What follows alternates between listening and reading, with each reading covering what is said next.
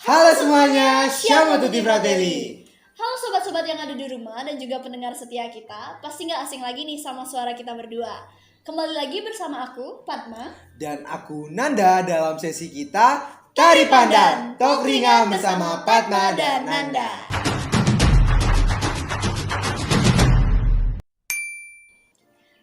Gimana nih kabar teman-teman yang lagi dengerin ini?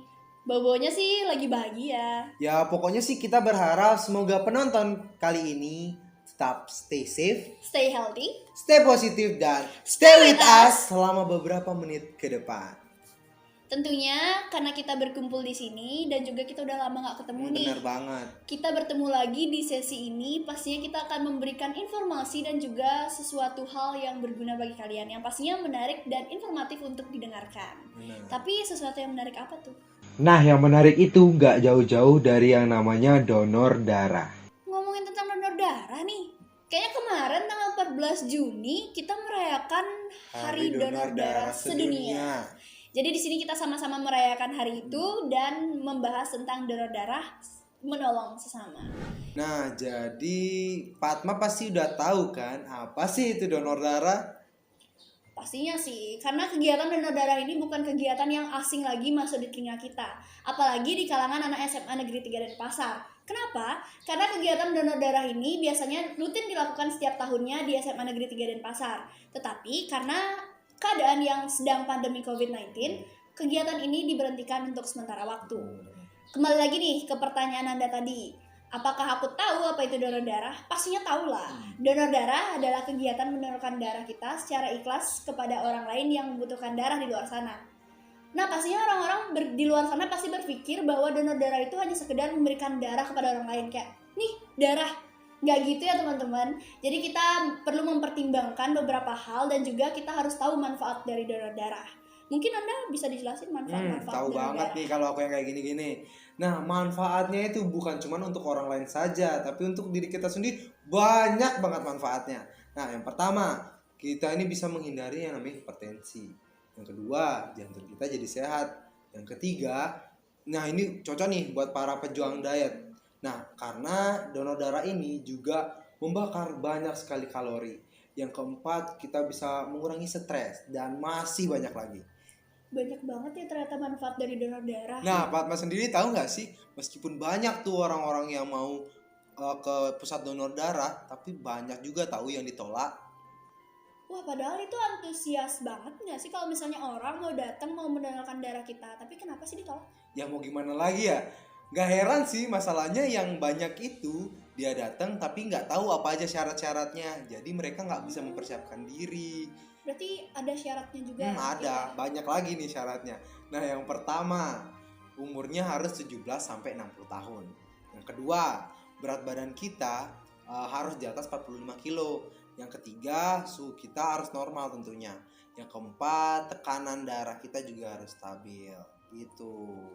Padahal aku ada antusias nih dari mendengar syarat-syarat tadi, tapi umurku kebetulan lagi 16 tahun. Loh, masih 16 tahun? Masih 16 tahun lah. Ih. Gak kayak Nandan yang bulan kemarin baru ulang tahun yang ke-17 tahun. Jadi aku mungkin harus sabar dulu nih untuk menunggu giliran. Padahal abis ini baru mau tak aja loh ke pusat donor darah. Jadi kita harus sabar-sabar dulu ya teman-teman. Kalau misalnya kita masih di bawah umur 17 tahun, kita nggak boleh mendonorkan darah kita. Tapi kenapa sih nggak boleh? Nah, bukan sembarang nggak boleh nih. Ya. Tapi karena kita tuh donor darah tuh harus siap mental, siap jiwa, siap fisik. Nah, umur 17 ke bawah tuh dianggap tuh belum kuat dalam segala aspek tadi. Jadi buat kalian yang masih di bawah 17, kita nggak saranin nih buat donor darah karena nanti banyak lagi ada efek sampingnya.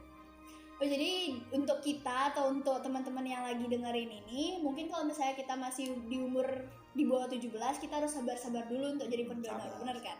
Iya. Ya, betul. Nah, terus Fatma sendiri tahu nggak sih kalau donor darah ini ada banyak jenisnya?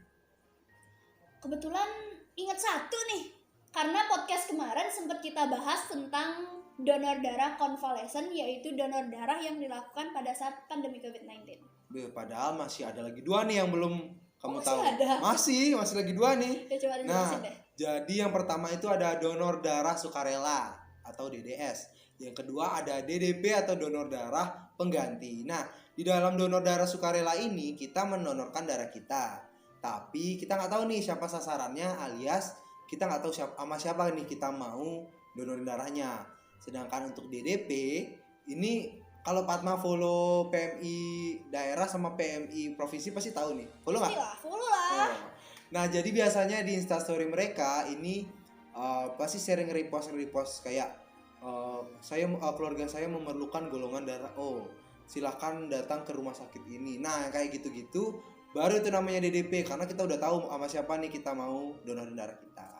Oh gitu tuh. Jadi perbedaan donor darah sukarela dan juga donor darah pengganti itu adalah donor darah sukarela kita tidak tahu siapa yang akan kita berikan darah. Tetapi kalau misalnya donor darah pengganti, kita sudah tahu orang yang akan menerima darah dari kita. Oke. Dan juga nih dengar kalau misalnya kita melakukan donor darah sekali, kita harus menjarakkan itu 2-3 bulan dulu untuk melakukan donor darah selanjutnya.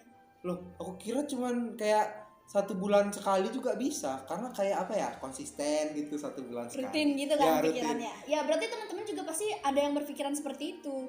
Tapi kita disarankan untuk menjarakkan donor darah kita 2-3 bulan setelah melakukan donor darah yang pertama. Kenapa? Karena pada saat mendonorkan darah cukup banyak darah yang diambil dari tubuh kita, dan kemungkinan resiko dari anemia dan juga shock terhadap itu meningkat. Jadi tidak disarankan untuk melakukan donor darah 1 bulan setelah melakukan donor darah yang pertama. Jadi harus diberi jarak 2-3 bulan dulu baru boleh melakukan donor darah lagi. Make sense sih.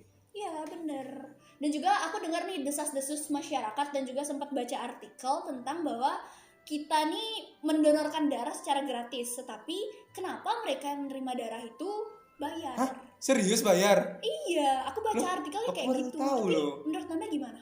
Tapi kalau menurutku ya make sense aja sih, karena kayak pasti darah yang habis didonor itu pasti melewati beberapa proses.